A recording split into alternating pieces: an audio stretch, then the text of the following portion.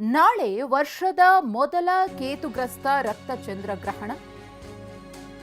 ಹಾಗಾಗಿ ದೇವಸ್ಥಾನದ ದರ್ಶನದ ಸಮಯದಲ್ಲಿ ಬದಲಾವಣೆಯನ್ನ ಮಾಡಲಾಗಿದೆ. ನಾಳೆ ಮಧ್ಯಾಹ್ನ 1:30ರವರೆಗೆ ಮಾತ್ರ ಧರ್ಮಸ್ಥಳದಲ್ಲಿ ಭಕ್ತಾದಿಗಳಿಗೆ ದೇವರ ದರ್ಶನಕ್ಕೆ ಅವಕಾಶ ಇರುತ್ತೆ. 1:30ರ ಬಳಿಕ ಧರ್ಮಸ್ಥಳದ ದೇವಸ್ಥಾನವನ್ನ ಬಂದ್ ಮಾಡಲಾಗುತ್ತೆ. ಮಧ್ಯಾಹ್ನ 2 ಗಂಟೆಯವರೆಗೆ ಮಾತ್ರ ಅನ್ನಪ್ರಸಾದ ವಿತರಣೆ. ಸಂಜೆ 7:30ರ ನಂತರ ಮತ್ತೆ ಎಂದಿನಂತೆ ದೇವರ ದರ್ಶನವನ್ನು ಪುನರಾರಂಭ ಮಾಡಲಾಗುತ್ತೆ. ರಾತ್ರಿ 7:30ರ ಬಳಿಕ ಎಂದಿನಂತೆ ಅನ್ನಪ್ರಸಾದ ವಿತರಣೆಯೂ ಕೂಡ ಇರುತ್ತೆ. ನಮ್ಮ ಪ್ರತಿನಿಧಿ ಅಶೋಕ್ ಈ ಕುರಿತು ಪ್ರತ್ಯಕ್ಷ ವರದಿ ಕೊಟ್ಟಿದ್ದಾರೆ, ನೋಡೋಣ.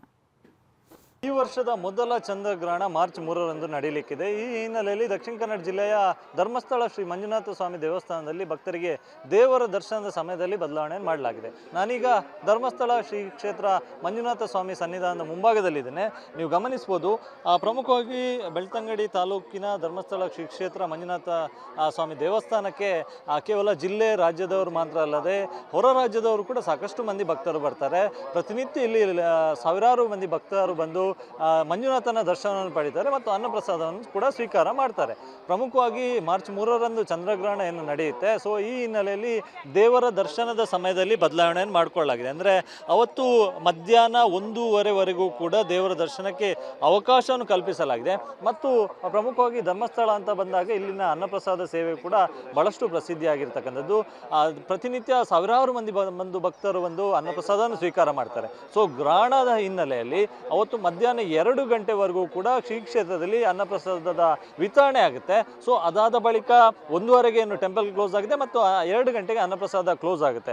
ಅದಾದ ಬಳಿಕ ಸಂಜೆ ಏನು ಗ್ರಹಣ ಮೋಕ್ಷ ಆದ ಬಳಿಕ ಸುಮಾರು 7:30 ಗಂಟೆ ಸುಮಾರಿಗೆ ದೇವಸ್ಥಾನದ ಬಾಗಿಲು ಮತ್ತೆ ತೆರೆಯುತ್ತೆ.